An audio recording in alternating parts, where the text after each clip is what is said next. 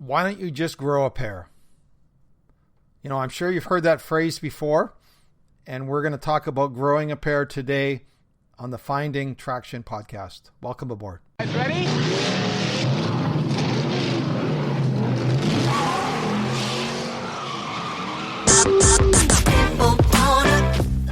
When it comes to porn, are you stuck, spinning out, or slipping backwards in your life? If so, then welcome to the Finding Traction podcast, a show dedicated to those who are looking to gain recovery momentum away from porn and toward the life and relationships they have always hoped for. Now, here's your host, Vern Tomke.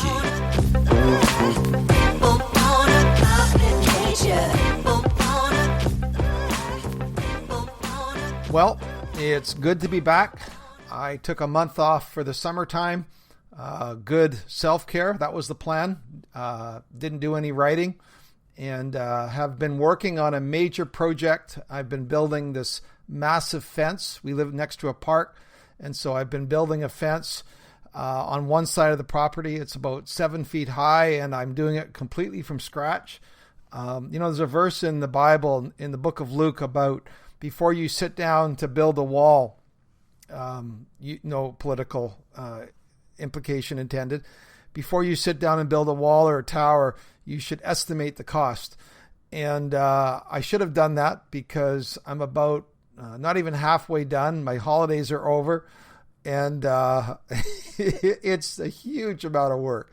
And I'm just going, what have I gotten myself into? So I'm about 40% done. So what was a summer holiday project is now apparently going to become a fall project. So there we go. So yes, let's talk about testicles. I thought it would be a great way to get back into our podcast to talk about testicles. And, this whole idea of growing a pair is a word picture. Somehow maybe the size of our testicles or growing them from scratch somehow refers to being a manly man. I don't know where the phrase came from. It's like talking about the person who has a pair of brass ones, that kind of idea. Talking about testicles, it's interesting. I don't know if you may be aware of the dish called prairie oysters. It's bull testicles, essentially, and it's a delicacy in some parts of the world. Things are always a delicacy in some parts of the world. And I've never eaten them. Hopefully none of you send me some in the mail or anything. But I'm told they have a gamey quality.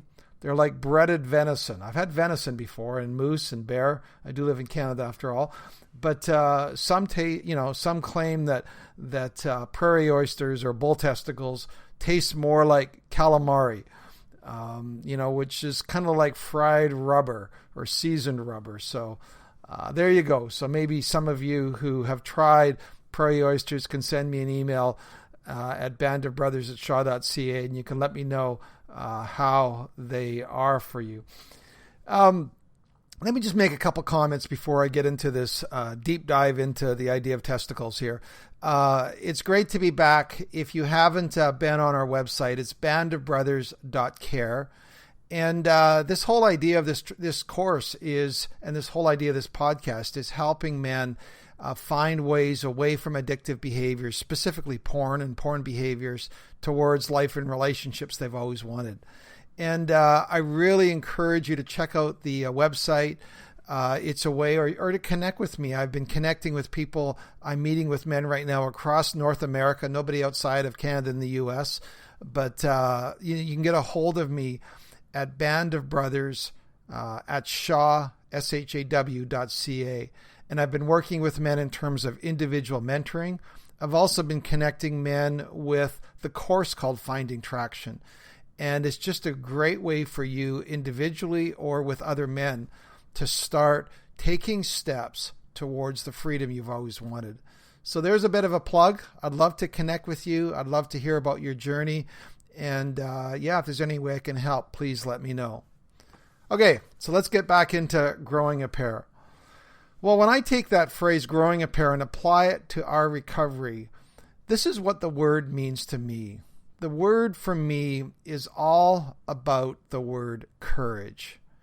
Growing a pair is all about becoming a person of courage. Now, let me give you, as I thought about this, here are some examples of what growing a pair or being a courageous person means for me and what it's meant for me in my steps of recovery. The first one is simply the courage to grow up. You know, one of the things that compulsive pornography does, addictive behaviors do in general, is they just stop the maturation that happens in our life. It's like somebody, you know, you've all had the play and pause button. And when we're caught in an addiction, it's like somebody takes their finger and hits pause on the development of our life. And so you might be 24 or 34 or 54, but in one sense, it's like you're still responding and reacting as if you were 15 or 17 or 19, because what happened is when you took a deep dive into these addictive behaviors, it's like the development stops. And it takes courage to say, you know what, I'm going to do whatever it takes to hit the play button to start journeying out of the childish or immature ways that I've become stuck in. That takes a set of brass ones, in my opinion. You know, to be able to deal with life as it really is. AA has this phrase, to be able to deal with life on life's terms. And that's all about the courage to grow up. Here's a second one that I think growing a pair has to do with the courage to take off your mask. You know, we all wear masks to one degree or another. We all have the image we like to protect and project. I shared a week or two back about some of the core myths that had kept me stuck in my addictions. And I actually felt like there was an M word that I should have started with, looking back. And I think I started with masturbation, but the one that I should have started is the myth of me. And that is where I think that's the biggest myth that keeps us from ever starting out on this journey of courage. And that is that I can deal with this on my own. You know, if you're dealing with it on your own, you never have to take off your mask. You can always try to, I'm just going to deal with this. I'm going to get over this. I'm going to figure this out on my own. It takes courage to take off your mask and to become known. You know, I've been leading a group, a Saturday morning group here in Western Canada, Fraser Valley, for 15 years now. And it's always fascinating to see the very first time a new guy feels like, you can just see the vulnerability and the fear when the first time they walk into one of our groups. And we just try to say, you are a courageous person. Kudos to you. You know, you have taken really the biggest step in this journey is the step to become known by other people. The courage to take off your mask. It's, you know, I would say another part of taking off our mask is obviously taking off the mask with our wives. The courage to be honest with your wife. So many of us, you know, when we're in an acting out cycle, we hide from our wives, and we do it under the lie or the guise of not hurting her. You know, and the reality is when she does find out that we've been hiding things from her, it becomes even worse. It takes courage for men to be known in their weakness by their wives. You know, that for me, that's just a huge step. My wife has said, I want to know if you're acting out. And for me to have the courage to say, I'm not doing well, or this is what happened, that takes courage. Here's a third area where I think we need to grow a pair, and that is the courage to take responsibility. You know, it's so easy for us to say, well, I'm just, you know, got a super high sex drive, or I've got so much stress in my life, or you don't understand what it's like to be with, you know, in terms of my wife, or what it's like to be single. All of these are just really subtle ways of blame shifting, of saying, well, it's not really me. If my situation, my circumstances would change, then it would be much easier for me. You know, you don't understand in my situation how hard it is. And that's where it takes courage. Sometimes taking responsibility is, what the 12 steps talks about, making amends, where we are able to look honestly at the hurt and betrayal we've caused with that person we are sharing our life with. That takes courage. The courage to take responsibility for the hurt and betrayal that we've caused. Here's another area where I think we need to grow up here, and that is the courage to heal up. Maybe, a kick in the nuts is probably the most vulnerable thing that can happen to any guy. The idea of pain is always associated with having something happen to your testicles. But, I would say when it comes to real pain, it takes real courage to be open and to lean into the pain in our lives, some of those formative hurts and wounds that we continue to either react from or reflect in our present behaviors. One counselor, it's been said many times, you can't heal what you can't feel. And in one sense, if you're not willing to deal with those areas where there's real deep places of wounding in your life, you will never be truly set free from some of these habitual chains in your life. And that takes courage. A number of men that I'm working with, sometimes for the very first time, they talked about situations where they were abused or molested by, a family member, by a neighbor, by an uncle. And for some of them, it's been the first time they've shared some of those things in their lives. The courage to say, this has been the pain of my life that has marked me. That takes a huge courage. So there's another example of growing a pair.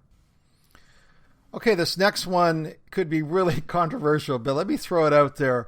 And I got to explain this one. The courage to stand up to your wife. You go, whoa, where are you going with that one? Okay, now you can't rush past the last one. The idea that you're taking responsibility for the hurt and pain and betrayal that you've caused.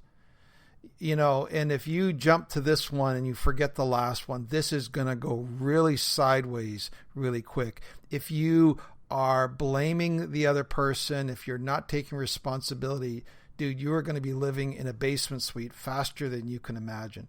So let's go back, though. I want to talk about the courage to stand up. And what do I mean by this? It's interesting. There's an old psychologist, Carl Jung, back about a century ago, and he did this whole study around how husbands acted around their wives. And listen to what he said. He said, the women are the mothers of their husbands as well as their children. And he basically talks about the passivity of men and how many men were really looking for a mother wife. Carl Jung put it this way towards what he observed in American or husbands. They only want to be the obedient son of their mother wife. Well, that's interesting. Apparently, now, if any British people listen to this, you can really push back on this. Apparently, a lot of British husbands call their wives mom. I don't know if Mike Pence really calls his wife mother like Jimmy Fallon says, but maybe one of you who know Mike can let me know that. But here's where I'm going with this. If we are acting around our wives like they're our mothers, that is never a good thing.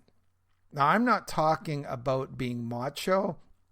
I'm not talking about some sort of Tarzan, Jane kind of, idea where you are trying to puff your chest out and say, I'm the head of the house and my wife always, agrees with me kind of thing.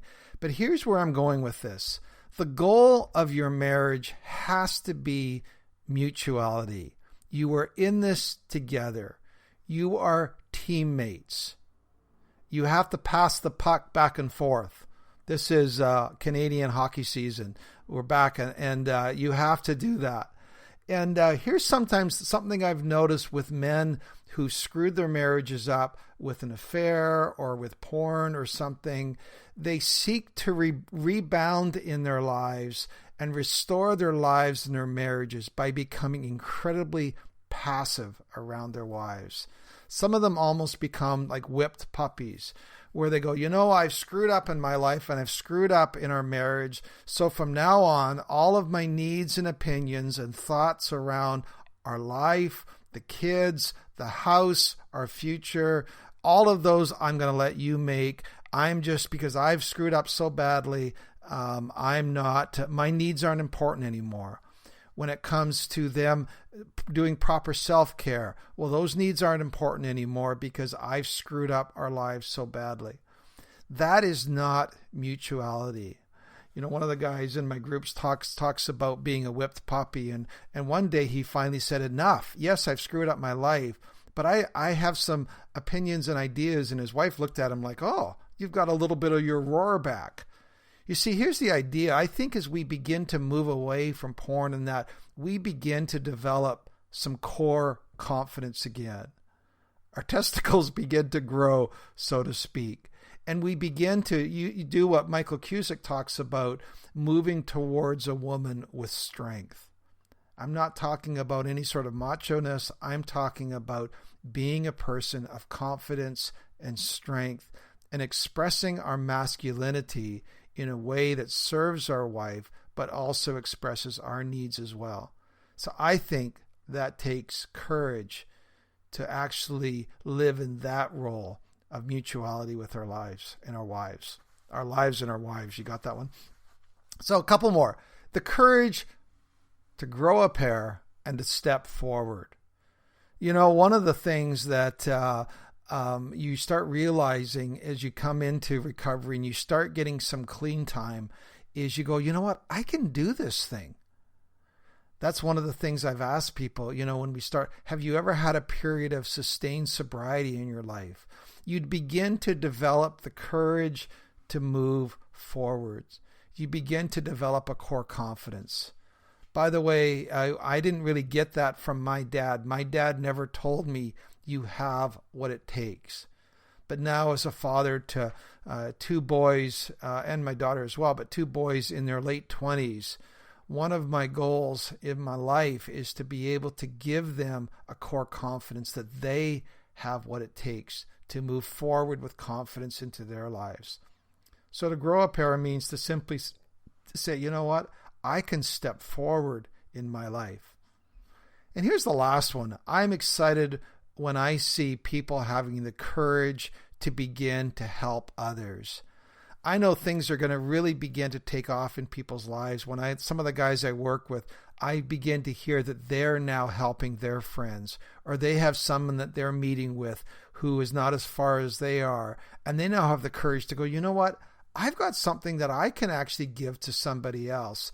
And I can actually, I'm not where I necessarily want to be, but I'm certainly not where this person is. And I can help share a few things that have got me to this place in my life.